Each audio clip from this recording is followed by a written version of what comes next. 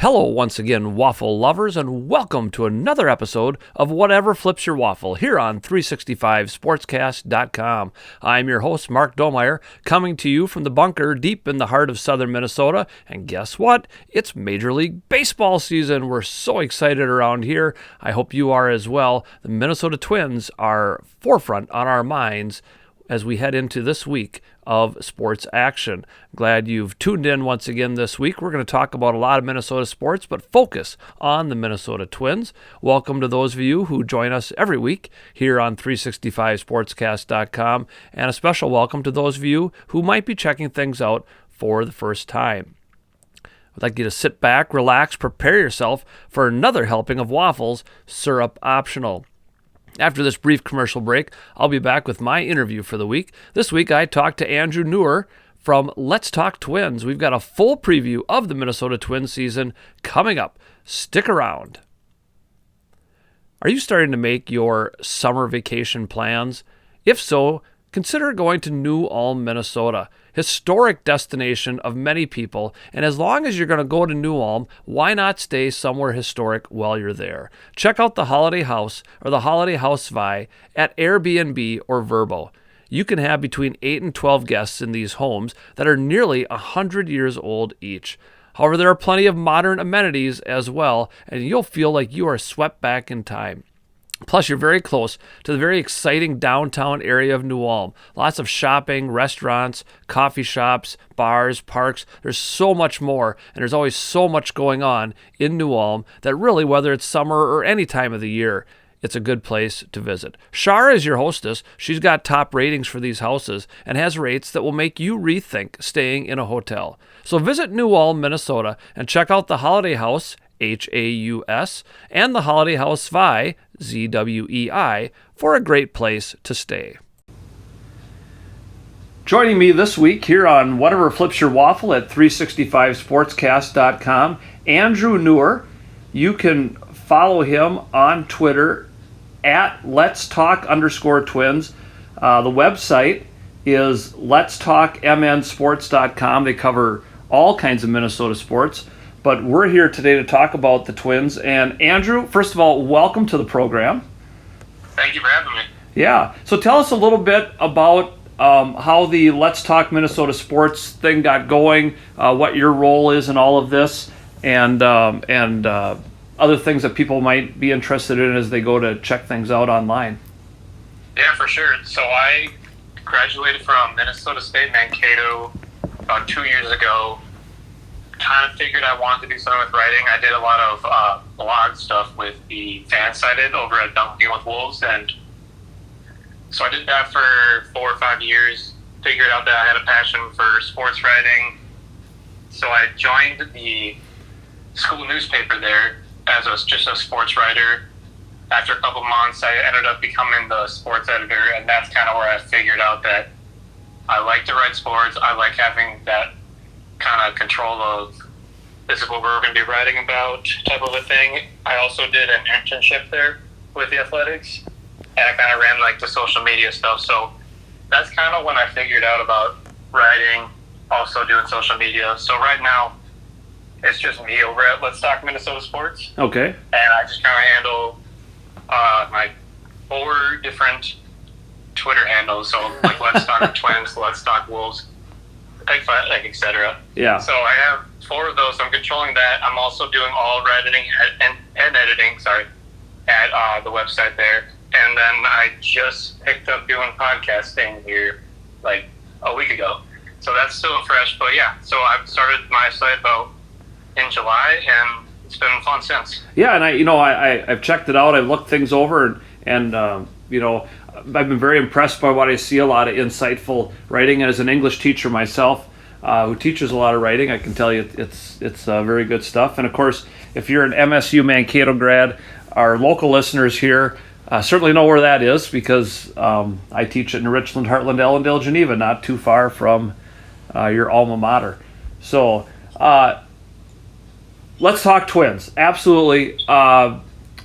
When this show is broadcasting, is airing for the first time, it'll be opening day eve, the night before the Twins play the Seattle Mariners. Well, let's look. The offseason has been a strange offseason for the Twins, where both before and after the lockout, it seems to me that the Twins were very un-Twins-like. Would you agree with that? Yeah, absolutely. I went into the offseason after watching what they did at the trade deadline, kind of expecting a slow offseason, maybe a couple of small, like low-risk, high-reward type of players, kind of develop some of the prospects. Not the best season, I didn't think, especially after all what they did during the free agency thing. They didn't sign anyone until Dylan Bundy, until basically the last couple hours of the deadline. So I was kind of expecting this is going to be a rebuilding season. Didn't have high expectations. Lockout ends, and they signed Carlos Correa. Yeah. And Victor Sonny Gray. Yeah. Craziness. And I like to, and we'll talk about those guys, but I like to go back and say, let's start with Byron Buxton. It seemed like a completely win-win for both sides. You know, Buxton can get paid if he plays a lot, and if he plays a lot, the Twins are probably going to win a lot. Yeah. No, it was like an 8-year, $100 million deal, but there's a lot of incentives in there. I know I tweeted it back a couple weeks ago when it did actually, I guess a couple months ago when it did go out. I think he can reach upwards to a couple, like $300 million or something like that. Right. I'd have to double check on that, but even if he makes $300 million over that span, that's best case scenario, and more than likely the Twins are contending for World Series. He's playing as like one of the best players in baseball. So, I mean, 8 years, $100 million, not much risk there. If it pans out, you're ending up paying for a guy who's going to win you maybe a World Series or two. Right, because a lot of those incentives, some are tied to where he finishes in the MVP voting. And if Byron Buxton is in the MVP voting, that means the Twins are probably in the playoffs.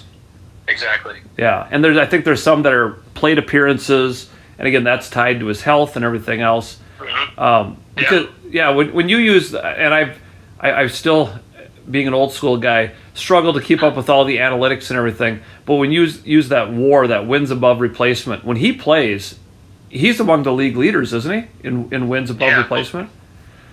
I can't remember. I'd have to check how many games, but it was not a lot of games. Obviously, he didn't play last year, but he finished. I want to say almost. He had like a 4-point-something WAR, which right.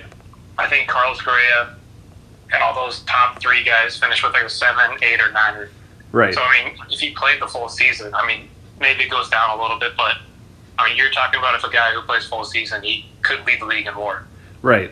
And so if you have him and Correa, 2 of the highest WAR guys, and you say, oh my gosh. I mean, and, you know, when you look right up the middle, who you have up the middle, shortstop, center fielder. Because I would say, too, I mean, Buxton, again, when healthy, best center fielder in the major leagues. I can't think of anybody who's above him. Yeah, and for a while there was Mike Trout, but he's had a couple injury-riddled seasons there, and I don't think he's been as prominent of a player. I think when healthy, you're talking about a 5-tool guy who does everything defensively and offensively. And how cool is it, and I hadn't realized this until after they signed Correa, here's the number 1 and number 2 overall draft picks from that year in Correa and Buxton. Yeah, and I can't remember who tweeted it, but they tweeted out that if that Carlos Correa was like the number 2 choice. Right. If the Astros had taken Buxton, we would have had Correa. Yeah, absolutely. So that, I mean, and it seems kind of rare when you really look at the Major League Baseball draft that you have that works. The top guys don't always make it, don't always pan out. It's not like the NFL or NBA where you say, hey, the number 1 overall draft pick is probably, unless they're drafted by the Cleveland Browns, probably going to be a really good ball player in their career. Major League Baseball doesn't work that way. No, yeah, you can have guys late draft picks, and they're playing. Mike Trout wasn't even a top draft pick. I'd have to even look at that when he got drafted, but you can look at him as a case. Baseball, just wherever you're drafted, it doesn't really matter, honestly. It's just how you develop in the minors. Right. And sometimes it's the system you're in, the coaches you have. We've seen that even when guys make it to the big leagues and then get traded or signed somewhere else and suddenly David Ortiz is the best example. He did okay in Minnesota, but when he went to Boston, holy cow, that made all the difference in the world. Yeah, it's honestly just however you teach your prospects, or even just like the city, the team, just it all depends on really where you go and what the fit is. Right. I mean, the really great players will be really great no matter where they go, but all the rest of those, that's the top 2-3% of guys. The rest of them, it's a huge difference in who's guiding them. Yeah, for sure. Yeah, so Carlos Correa, I've said this to other people too, and we visited with Shane Moore a couple weeks ago here. When you woke up that Saturday morning, what was your reaction when you saw that? I was like, holy cow. I'm in Florida, so I'm an hour ahead. I'm usually, I live in Minnesota, but I'm in Florida, so I went to bed. Usually if I was in Minnesota, I would have been in bed. I saw the news, and I got up right away. I was pretty sleepy, but not that for was long. The best alarm I could have gotten. I looked at my phone. I jumped out of bed. I thought it had to be fake. I didn't even know what I was reading. Because did you have? I mean, everything was Trevor's story. Had you heard anything that led to believe that Correa was even on the radar? No, I mean, I knew they had interest, dating back to the mid-season, where it was 4 or 5 teams that were. I mean, you could say that about every team, though. I bet you every team would love to have Correa. Oh, of course. And so there was. It just looked like Trevor's story. That's all we wanted. I didn't want to get greedy. I knew when they made that move for Josh Donaldson and clear cap space, I was like, well, maybe it's just Trevor's story. I didn't want to be like, no, that's Carlos Correa. Right. I know I was DMing with someone else and the first thing he was like was Carlos Correa ? And he was right. Right. Yeah. It's just like I said at the beginning. This is kind of un-Twins like. You're signing a guy, and when you just like the Buxton deal, when you dissect it a little bit, and I think my first reaction when I saw the opt-outs after the first year and after the second year, I thought, oh man, this isn't very good for us. But the more I think about it, I think it's all going to work out. I mean, whether he's here 1 year, 2 years, or 3 years, I think it's pretty good for the Twins. Do you agree with that? Yeah, I mean, there's not much risk. If worst case scenario, he leaves after a year, but that first year, maybe he teaches a couple guys some things about winning, or he's just a valuable guy in the locker room. Worst and best case scenario, the Twins are contending for a World Series. He either wants to opt that back in for $35 million, but I don't see that happening. But he could look at it, the Twins, and say, "Hey, I want to sign a long-term contract here. I like where we're going." Right. Well, the optimistic side of me wants to say if the Twins are in the playoffs this year, there's a much better chance Correa is here next year, like you say on that long-term deal. Or I mean, is there any chance he says, "Well, okay, I'm going to give it 1 more year, and then see"? Or do you think if he wants to stay here beyond 1 year, it's going to be a long-term deal? Yeah, the Twins fan in me wants to say, hey, he's just going to opt back in if they're contending for a World Series. I know the free agent market isn't that great next year, so I could see him thinking, well, I didn't hit it this year, lockout type of a deal. Maybe he gets a lot bigger of a deal next year, but, I mean, $35 million is also a lot to turn down. Right. Yeah, right. And, I mean, injury is always a concern. These guys want to get paid. They want to get that long-term contract to set themselves up for as long as they can, of course. But it seems like he's pretty healthy. I should knock on wood as I say he's pretty healthy. But really, if he does leave, your prognostication is Royce Lewis going to be ready in a year, 2 years to hit the big leagues? Yeah, I mean, I expect him to. I think he's going to be in AAA here. He didn't. I mean, I guess he hasn't played in 2 years since he tore his ACL, and then the pandemic and minor league baseball didn't happen in 2020. So, depending on how he looks in AAA, I guess the Twins could also view it as just a little stepping stone until him, or even Austin Martin. You could look at him, right, and think, yeah, the rest of the when you kind of look at the opening day projected lineup for the Twins this year when they face off against Seattle. Offensively, looks pretty good. Yeah. I mean, this team should score runs. For sure, yeah. No, it's you got the top of the lineup is Buxton, Polanco, Correa, and depending on how Sano turns around, I'm not totally high on him, but he's a guy who can get you a couple ribbies off one hit. I mean, the lineup should bounce back. It's a team that, if they are all playing to their full potential, it's a top 5-10 offensive lineup of baseball. Right. Sano, you brought him up. I've soured on Miguel Sano. You know, he's got these streaks where he's just unstoppable, but he's unwatchable so much the rest of the time. But what do you do with him? Because nobody's going to take him off your hands. Not at the cost. At the time, it seemed like a pretty cheap deal for the Twins, but nobody's going to pay that kind of money for him for what he produces, because everybody's got somebody who can fill that role and can strike out and hit a few home runs, I think. Yeah, for sure. I don't think anyone's going to want to take that contract, so at that point you're almost better off keeping him, because, I mean, when he is on, he's on. Oh, right. Yeah. But even much. Yeah. Even defensively, he's gotten better at first, but, you know, the problem to me is you might want to put Kirilloff there sometimes at first, but like Gary Sanchez is probably better as a DH than a catcher. Right, I agree with that. I think Ryan Jeffers defensively holds more valuable. He's more valuable there, obviously. So I think Gary Sanchez would be a better roll-off in that DH spot. So then it kind of gets tricky because, I mean, I like Kirilloff at first. I think he's a better defenseman than Sano. But then maybe you can slide Kirilloff into left. It's kind of the one spot where I'm not sure what they're fully doing with that left field spot. You got Kepler and right, Buxton and center. I mean, that left field spot is kind of rotating. I know Trevor Larnach was kind of that guy we were expecting, but he's had a kind of a slower start than expected. Right. You know, guys like some of these guys, the Major League Baseball has expanded rosters to 28, at least for the first month of the season here.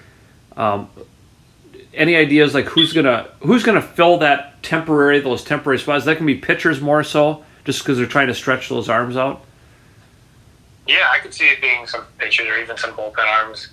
I know Joe Ryan is actually going to be the opening day starter, so that should be interesting. I think since that starting rotation still needs some work, it's definitely not even top 15. It's probably below one of the bottom, 10, I'd say. So I think you're better off holding some of those spots there because you got a lot of utility guys. Even Nick Jordan could fill that position. Luis Arraez doesn't have a spot, I guess. Right. Because they've said with Arraez, Rocco Baldelli came out and at one point said he doesn't really picture him being in left field. And my radar went up and thought, well, wait a minute. Like if you put Kirilloff at first and maybe Arraez, because he does all right.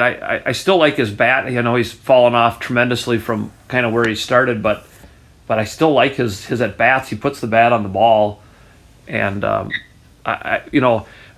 me, and I don't know if you agree with this or not. I look at Luis Arraez as a potential bargaining chip, in a trade if you need something, especially mid-season, because I think he could develop into a really consistent, nice Major League Baseball player. But we don't really have a spot for him right now.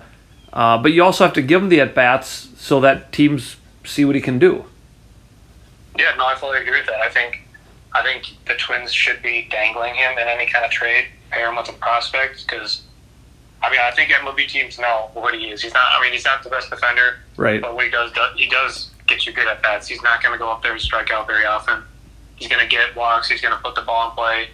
He could easily be hitting 300 for any other team right now.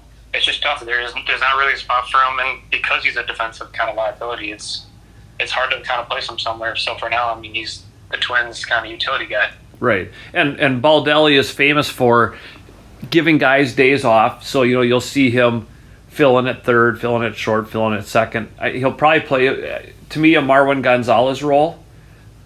Yeah, no, I think that's a great example right there. I think that would be the best kind of role. I like Nick Gordon as a person, but I'd rather see Luis Arraez kind of thrive in that role more so. Right. I think he provides a little more. And you can. Baldelli seems to me too that to have a consistent lineup. I mean, he likes to mix and match a little bit, and so depending who he's giving a day off, I think we're going to see a lot of different lineups too. But I mean, to me, the consistency is, well, you'll probably see Jeffers near the bottom and some things like that. But they'll move up and down depending on how they're doing. Well, Buxton seems like a great leadoff hitter. I don't think he's always going to use him as a leadoff hitter either. He might throw him in the middle of the lineup too, depending on their matchups and everything. Yeah, that's kind of the beauty of the lineup, honestly. They have a lot of not just defensive versatility. Urshela can move around as well, but they got guys that you can plug and play anywhere around the lineup depending on who is pitching. I mean, yeah, you could put Buxton there. I mean, I liked him a lot at cleanup too last year. I thought he really thrived in that role for a while there. I was kind of wondering if he'd just be a 8-9 kind of guy in the batting lineup, but he's really shown. I think Polanco, I like him a lot leading off, kind of getting things going. Or even Luis Ariz, I thought he did really well in the leadoff there for a while. But I think you got to keep Buxton in that cleanup spot, and then you can move a lot of guys. I really think they have one of the more versatile lineups, both offensively and defensively. Right.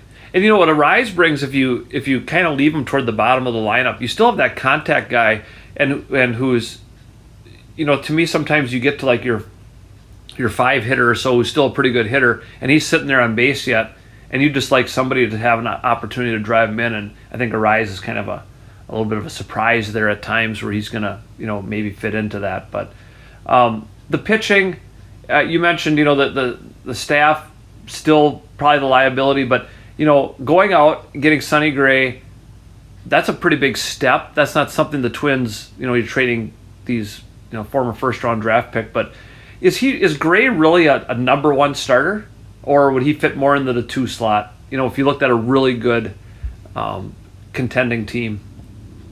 Yeah, on a World Series team, like we're seeing, like we were used to seeing in the past, like the Dodgers and Astros, who had 3, 4 all-star type pitchers. I think he'd be more of a 2 or 3 on those kind of teams. For Minnesota, I'm kind of shocked. I really thought that Gray would get the start on opening day, but Joe Ryan was playing really well in spring training. I think he was 5 innings pitched, so no runs, 6 strikeouts.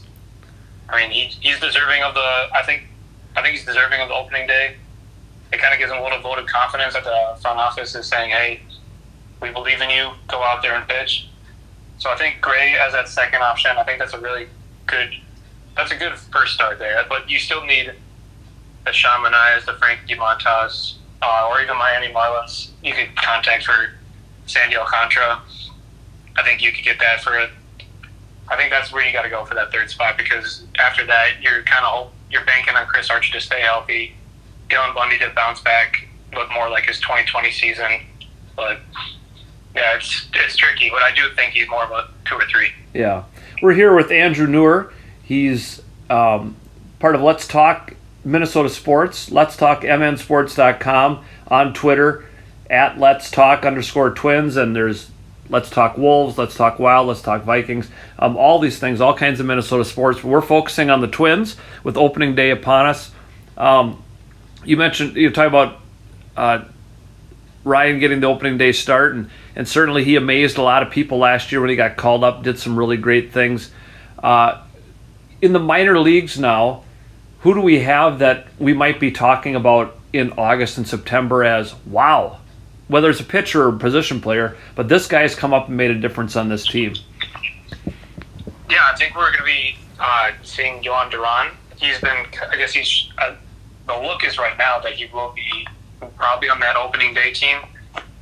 Maybe then once the roster kind of comes down there, he'd go back. But look of it now is at least that he's going to be probably a bullpen guy. But he's been a starter for the Twins. He's looked really good. He throws over 100, so I think he's going to be one of those guys that you're looking at. Then you got Jordan Balzovic. I mean, he's a guy that Double-A, he kind of struggled there, but long term, I like his outlook. They have a lot of, even like Josh Winder, I thought he should have got called up until he got shut down there for the season. Jose Miranda's down there still. I think if in a couple weeks, if he's still kind of playing as good as he was, I think it's going to be hard for the Twins to look at him and say, hey, you got to bring him up. Right. And really with the new collective bargaining agreement, there's going to be less of the, well, let's keep them down as long as we can, service time manipulation. Yeah, no, I agree. I was never really a fan of it. I mean, I guess if you're looking at it from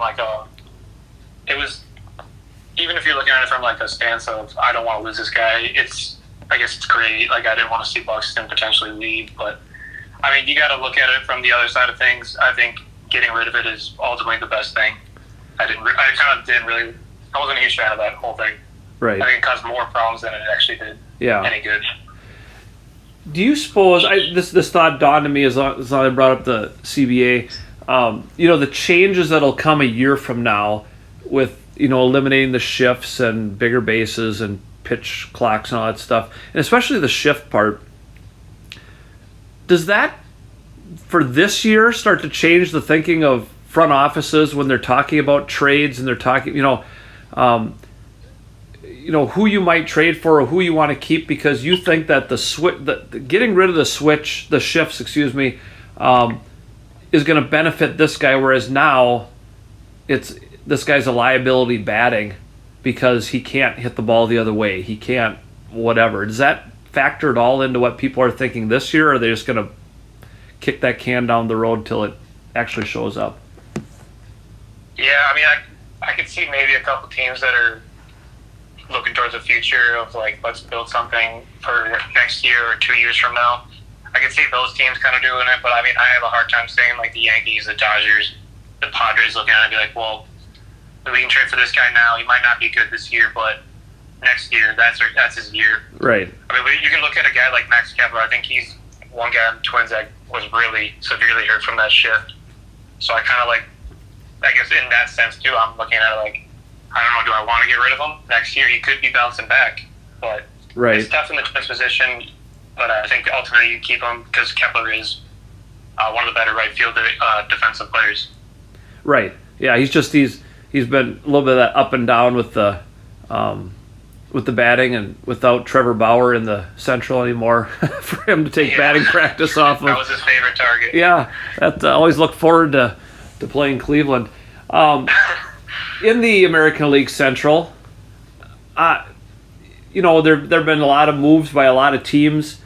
The odds of the Twins winning the division, as it stands right now, if you were to say, I'm going to rank the division top to bottom, what does it look like?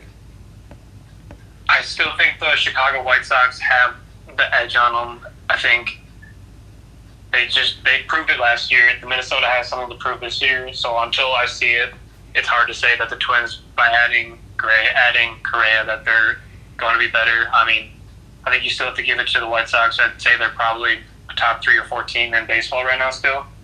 I'd say probably it's going to be the White Sox, the Twins.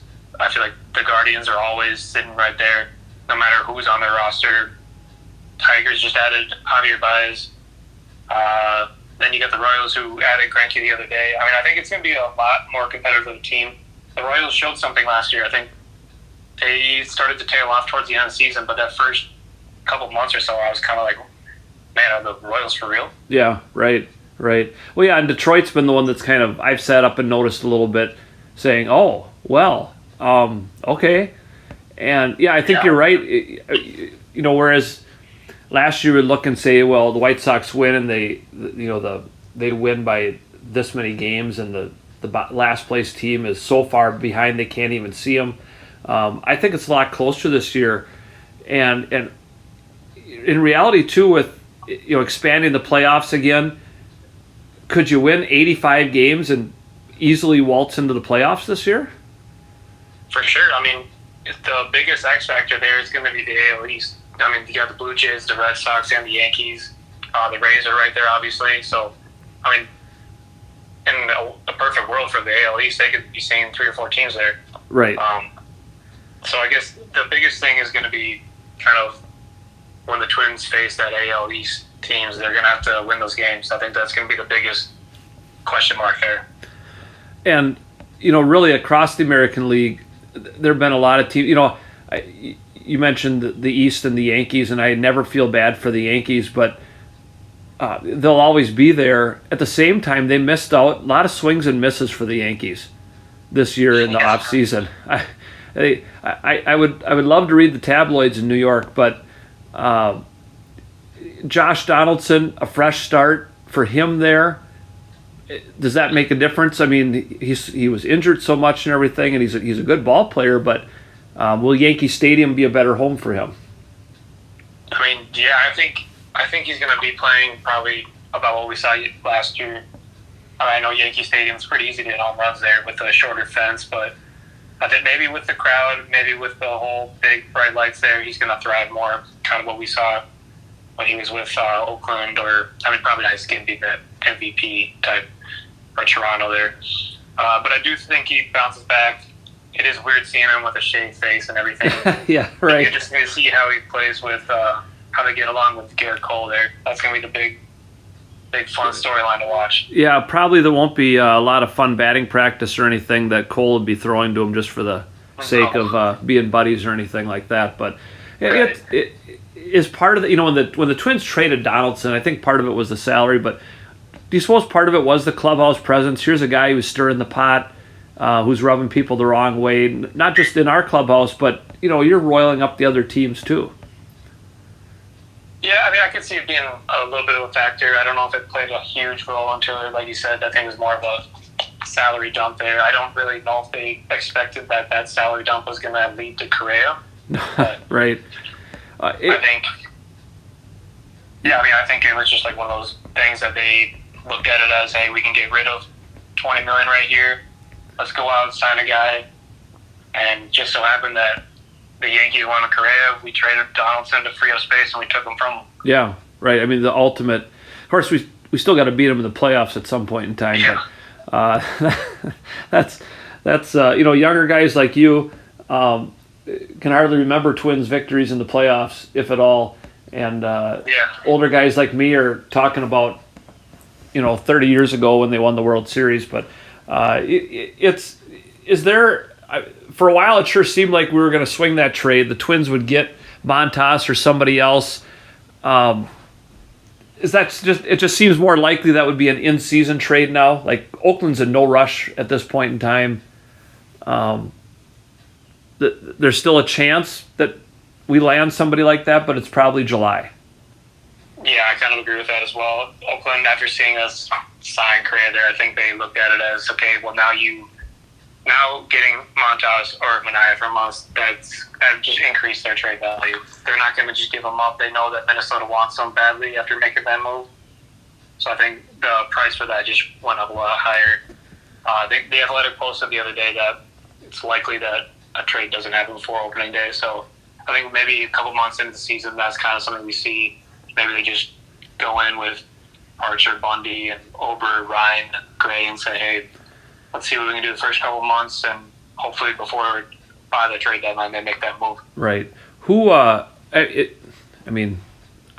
pessimist now in me says, whenever one of our starting pitchers goes down, who's first man up to take a role in the rotation? Yeah, it's tough. I mean, for a while there, it looked like it could be Randy Dobnak fighting for that final spot, but he just got injured. Right. Maybe it's going to probably you're going to have to look maybe towards your minor league system and find a guy that you have a little bit of faith in there. I always seem to always want to call up that one random minor league pitcher that has absolutely no success, but just to eat innings. But I think this year's going to be different. I think if I was them, I'd look at Josh Winder as that potential replacement. Right. Like I said, I think he's the most MLB ready of the whole minor league system there. And isn't it, help me remember this, I thought I was reading something that there's some limitation on how many times you can shuffle these guys back and forth now from the minors to the majors.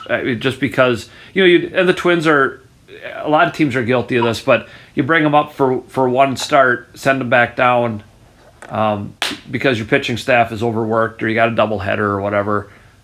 That's going to take a little bit more thinking on the part of the Twins front office too. Yeah, for sure. I totally forgot about that. I'd have to look into it a little more, but I do think you're right there. I think that's something that's been changing where they're going to be trying to limit how many times you can option a guy down back and forth. Right. So it's going to become more strategic, especially I can't remember it. Do you remember at all if they switched? It's for this year. It's starting the 9-inning doubleheader, or is it still 7? Then next year it's switching. I think it's this year that it's the 9-inning doubleheader.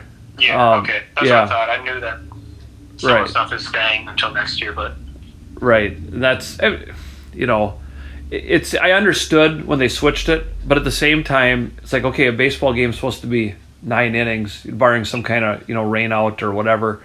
And it is, sometimes I feel like these starting pitchers aren't stretched out enough, or so worried about their overall innings pitched and all this sort of thing, how many pitches they've thrown, and these guys can't even go 7 innings anymore, and that causes problems in the long run, I think, because you're using your bullpen so much that I don't know. It seems like roles just aren't as defined as they used to be. Maybe that's a good thing. Maybe I'm just too old-fashioned.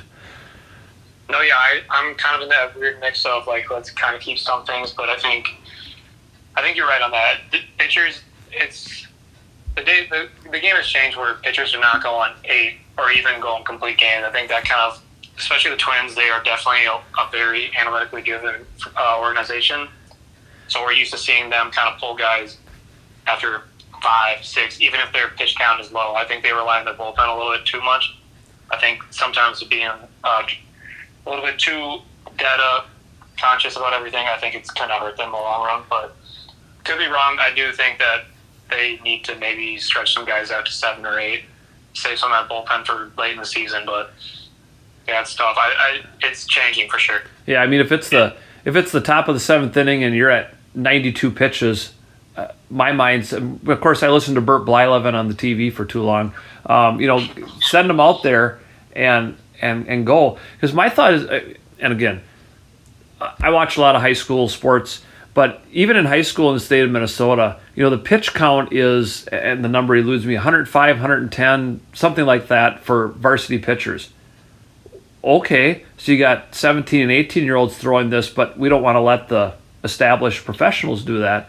And that kind of bothers me a little bit that, when they were younger, they had no problem throwing that. And of course, pitching in the major leagues is very different than pitching off a high school mound, but it's the same concept. You're still throwing the ball this many times. I don't know. Yeah, I agree. I think that's the biggest thing that's kind of frustrated me. I feel like that happened a lot last year with the Twins pitchers where they were playing some of the best they've played all year. Or even like a guy could be absolutely dealing, because he's giving up like 2-3 hits and they just realize, okay, well now he's at that 90 pitch count or he's at that 80 pitch count, let's take him out of the game even though he's playing really well. I think that, and we've seen that so many times with the bullpen there. They come in and the game has shifted completely to the other side. So speaking of the bullpen, to me, the Joe Smith signing is a big deal. I mean, it's not really ballyhooed. It didn't make the front page of the papers and stuff, but that's a pretty big deal. This guy can pitch. He's a solid contributor in the middle of the bullpen. Yeah, no, I like him for sure. I think he's a good veteran, 37, or he'll be 38 by the start of the season. I'm looking him up right now. He went 3-3 last year, and he had a 2.0 ERA after getting traded to the Mariners. So he's a guy who's been there. He provides a lot of veteran leadership there for the bullpen. I mean, if it pans out, you're getting a guy who could be someone you rely on in that 7th, 8th inning. I think that was really important because Tyler Duffy, for a while there, you couldn't really trust him. Right. The only guy reliable there was Taylor Rogers until he got hurt. Yeah. And a healthy Taylor Rogers is really important this year. For sure. Yeah. I think he's going to be one of the bigger X factors out of that bullpen if he can stay healthy. Right. And if Duffy can kind of bounce back a little bit, to me, if you had Smith and Duffy and Rogers in the last 3 innings, you'd feel pretty confident a lot of times if they're, where we've seen them be in the past. Yeah, exactly. I think those 3 guys are going to be who the Twins are relying on. And if Duran shows that he can play in the big leagues, coming out of that bullpen, I think you have a nice four players right there you can rely on deep into games. So that's when Baldelli panics after the 5th inning, then maybe you can go 4 guys. And yeah, exactly. You can go 4 right there, up and down. Yeah. And to his credit, Baldelli's done an overall good job. I get nitpicky sometimes, and the playoff losses are frustrating, and part of that I think was pulling those guys too early. But If we sit here today and we look at the Seattle Mariners, who are coming off a pretty good season last year, and the Twins start off with them at home, what do the Mariners bring to Target Field to start the season? I mean, yeah, I think they're a team that's still trying to prove something. Didn't make the playoffs last year, but they were right in it. I think they were right in the thick of things. They kind of made some interesting trades, and I think it kind of left the Mariner fans a little sour in the mouth there. But it's not a team to take lightly anymore. It's not the same Seattle Mariners we're used to seeing in the past, where they're in that bottom kind of bracket of the league. They're going to be contending at that wild card spot, probably right there with the Twins if they don't take the AL Central. Yeah. Well, I got to tell you, I was in Seattle last summer on vacation, went to a Mariners game against the Houston Astros, and it's a game that really sticks because the Mariners were down 7 or 8-0 to start. They came back to win. It was a fantastic atmosphere, grand slam to win it, and then they made those trades. And I was in Seattle at the time, and like you say, it was kind of threw everybody for a loop. I mean, guys were walking across the diamond to go to the Houston dugout and all this kind of stuff. But it was fun to kind of be in that climate and see the reaction when you're in Seattle and of the fans and of the newspapers and everything else, the media out there. But I agree, that was kind of they were making a real run there, and it's an interesting team to start the season off with. And like you said, you talked about the AL East, having to win those games, but you've also got to look over to the West and say, we have to take care of business in the Central, but to really be considered a contender, you got to beat all these teams. You got to go out there and show Seattle, hey, you think you're going to get the playoffs? No, we're going to be ahead of you. Yeah, exactly. They're going to be that team they're fighting with. I mean, I've heard nothing but great things about their fan base. I think they're a team that's been itching to get to the playoffs, obviously, for a while there. The fans are going to be behind their team, but the AL West will be that one division where you're going to have to win those kind of games. I think they're the weakest of the three there in the AL. Right. I could be wrong, but I think they are with kind of the Angels there, and then you got the Astros, but Athletics look like they're kind of falling. You got the Mariners who are right in the thick of things, and it's going to be tough, but for sure I think that the Mariners, they got to win that series because they're going to be right there with the Twins. Right. And since you only play them a couple times during the year, that's important. Potential tiebreakers, all that fun stuff.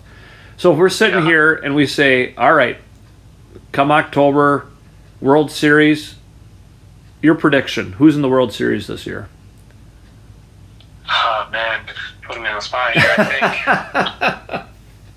It's so tough because it was such a weird stretch of like all these moves happening, and then you had that big long break. But I think as of today, it's tough. But I think you still have to look at the Dodgers. You have Freeman. I think they're going to be the heavy favorites in the NL, and I don't know. I think you got to give it to.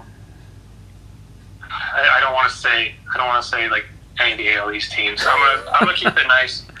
I'm gonna go with the Tampa Bay Rays. I think I'd like to see them in it with the Dodgers and winning it. Okay. I'm completely on board with the Dodgers. It just seems like they have a super team. Weird things happen during the course of the season.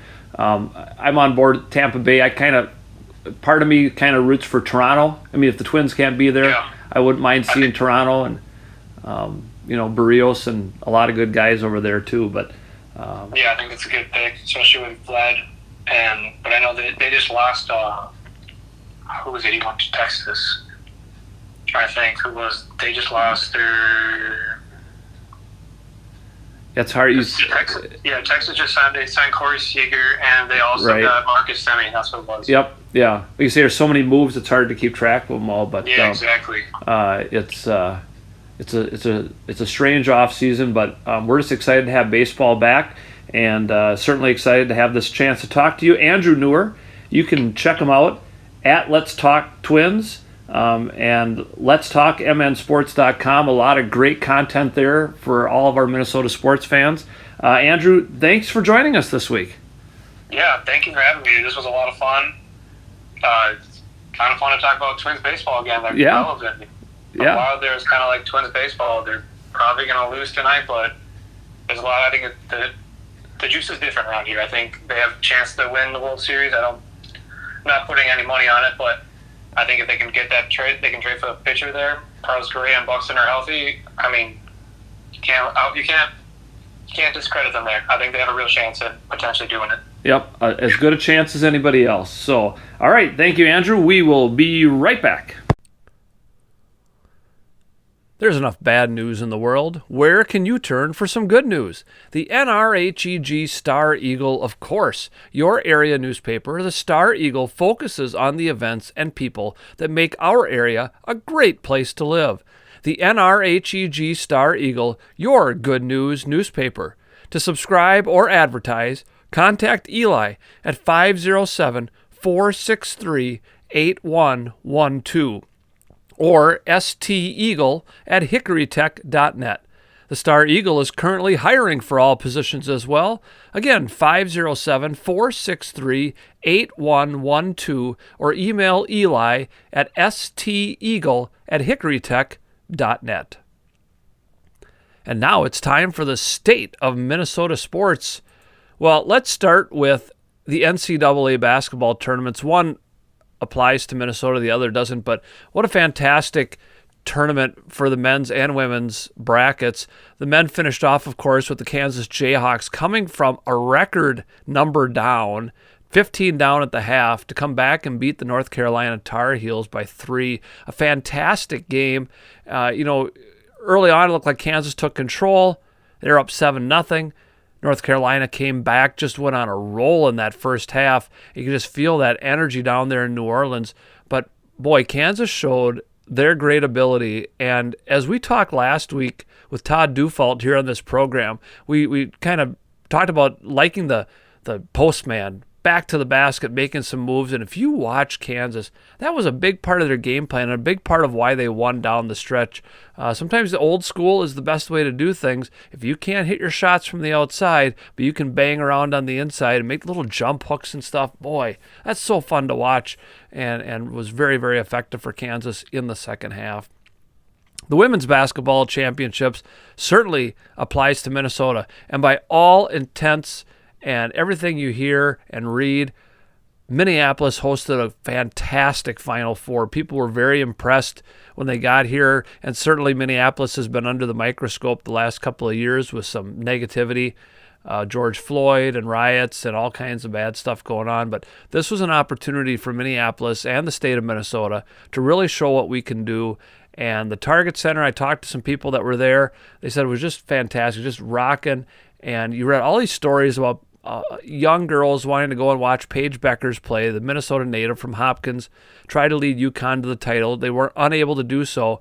But when you see and read about these young people and how much they look up to those college players, those pro players, whether they're male or female, I want to be like Paige. Right here in the NRHEG area, it was always, I want to be like Carly Wagner. And those are the things that help kids want to get better at sports, want to participate. I think the realization that not everybody's going to be that good, but you get to see somebody say, well, why not me? Why not? Again, just like in the men's, the number one team, South Carolina, really showed why they belonged. You want an exhibition on how to box out and rebound, South Carolina put it on. UConn, just way too many turnovers. They showed that even in their Final Four victory on Friday night, too many turnovers almost led to their defeat, and that's something that they can certainly clean up. And UConn will be in the mix again next year. South Carolina. Some of these teams you just sort of expect to be there, but some great coaching jobs, some great jobs by the players, and really a lot of fun to watch. Excuse me. It's always difficult when the basketball season comes to an end like that. The NBA is still coming up, but that was so much fun to watch it. And hopefully Minnesota gets the chance to continue to host events like that in the future. I think we've proved both of the men's and the women's tournaments that we can do a nice job here, and we'll take our turn in the rotation. Other places certainly also do a really good job and are just as deserving. Not much with the Vikings, sort of just behind the scenes, minor things. The draft is coming up at the end of April. We'll get more into that when we get closer to the draft. Certainly looks like the Vikings, after re-signing Patrick Peterson, still the need for a cornerback. Looks like they might go defense, although you just never know in a new regime at the general manager and coach, and so it'll be interesting. If it was still Spielman, you might think he'd be trading out of the first round or something, but who knows? All the previews show that they think the Vikings are going to head for a cornerback, maybe an edge rusher, maybe an offensive lineman, really the areas that they still have a little bit of need when it comes to that. Wild continue to be on a roll. They are playing well, scoring a lot of goals, doing a much better job defensively, and they have really surged back into the talk of one of those top seeds in the Western Conference, and beating a team like Carolina earlier this week, one of the best teams in the NHL. Fantastic. It just really looking good. And again, they've got a little ways to go before the end of their season. The Timberwolves, on the other hand, are nearing the end. And by the time we are visiting again next week, we'll be talking about the playoffs. And barring some kind of really miraculous thing, when I was looking at the teams ahead of them, Utah, Denver, and who they play yet compared to who the Timberwolves play, it would take a minor miracle for the Wolves to catch one of those teams and be the 6th seed. But stranger things have happened. And it looks like the Wolves will be the 7 in the play-in and have to play the Clippers, the number 8 team. If they win that, they'll be the 7th seed. If they were to lose, they would play the winner of the 9-10 game for a chance to be the 8th seed. So we'll sort that out next week as well. And finally, we talked a lot about the Twins with Andrew earlier on, but they are getting closer. And as you were listening to this, it looks like the Twins may postpone their opening day to Friday based on the weather terrorism that's going on with snow showers and cold temperatures and everything. But the Twins have made some moves and have done some things to kind of confirm their roster and firm it up. They're not going to go north with 3 catchers. Jose Gode was waived. They hope to re-sign him to AAA St. Paul. So they're going to go with just the 2. With Sanchez and Jeffers. It'll be really interesting to see how Baldelli uses those 2. They also decided to keep, and I'm going to pronounce the guy's name wrong, Joan Duran, who's kind of a flamethrower, Danny Colombe, and they had to release Gode because Colombe was not on the 40-man roster, so they do a little maneuvering there. But a couple guys that really could serve well out of the bullpen and do a lot of good things. A couple more moves yet to be made. And we'll kind of see. But, when you look at how these games are going in spring training, it was a little bit of a slow start. But in reality, the pitching by and large has been there. These starting pitchers, you read about Bailey Ober and Sonny Gray and some of these other guys just doing really, really well and pitching well. And that bodes well because the Twins, as we've said before, have a very potent offense. And if the pitching stays sound, they're going to have a whole lot of opportunities to win a lot of ball games. I'm going to go on record right now, though I'm still a little skeptical. I have great high hopes, but I'm going to say that the Twins are going to win somewhere between 83 and 87 games. They're going to be in the mix for the playoffs. A lot's going to hinge on how healthy they are and how these starting pitchers come through. But you heard it here first, 83 to 87 wins for the Twins this year, and we'll just kind of see how that goes. Hopefully they'll stay healthy, come north, and win 3 out of 4 from the Seattle Mariners. And that, ladies and gentlemen, is the state of Minnesota sports. And now it's time for This Week in Minnesota Sports History. On April 6th, in 1951, Bert Blyleven was born. Great pitcher for the Twins and other teams. Fantastic color commentator as well for many years, and now a Hall of Famer for Major League Baseball. On April 6th, in 1973, Tony Oliva became the first designated hitter to hit a home run in Major League Baseball. He played that for the Minnesota Twins, and that was the first year, of course, of the DH. In 1982, on April 6th, the largest crowd to ever watch baseball in Minnesota came out to the Metrodome for the first game ever there, 52,279 people. Twins lost to Seattle 11-7. On April 8th, in 1969, the Kansas City Royals beat the Twins 4-3 in 12 innings, the first ever game in franchise history for the Royals. In 1974, on April 8th, Hank Aaron beat Babe Ruth's home run record by hitting number 715, and there are a lot of us out here who might still say Hank Aaron is the home run king. In 1975, the Twins opened their very first season without Harmon Killebrew on their team here in Minnesota. He had been released, some fighting with management and ownership. He ended up signing with Kansas City, which is still strange to see pictures of him in a Royals uniform. On April 9th in 2010, Drew Butera made his catching debut with the Twins. They won an 11-inning affair over the White Sox 4-3. This was the first time ever there was a father and son combo that played for the Twins in their history. Sal Butera, of course, played for them in the 80s, including on the 87 World Series championship team. On April 10th, in 1982, the Twins traded Roy Smalley and Gary Serum to the Yankees for Ron Davis, Paul Boris, and, most importantly, Greg Gagne. Smalley, of course, would come back and play for the 87 World Champions, but Gagne was an integral part of both World Series championship teams. On April 11th in 1961, the Twins played their first ever baseball game and beat the Yankees 6-0 in New York, with Pedro Ramos throwing the shutout. On April 12th, in 1954, the Minneapolis Lakers wrapped up an NBA title 4-3 over the Syracuse Nationals. And in 2010, the Twins won their first ever regular season home game at Target Field, 5-2 over the Red Sox. Carl Pavano got the win, and Jason Kubel hit the first home run at Target Field in the 7th inning. Well, it is springtime, and that means there are some NRHEG sporting activities coming for those of you in the local listening area. These are all, of course, weather pending, and right now it's not looking great for at least the early ones here. April 7th, there's a golf home meet out at Riverview Golf Course. Baseball is supposed to play at Waterville Legion Morristown, and softball home against Waterville Legion Morristown. And if those games do happen, at least for softball, that's a big game to start the season off. Both teams finished 1-2 last year, with the Panthers falling a game short of the Buccaneers for the conference title.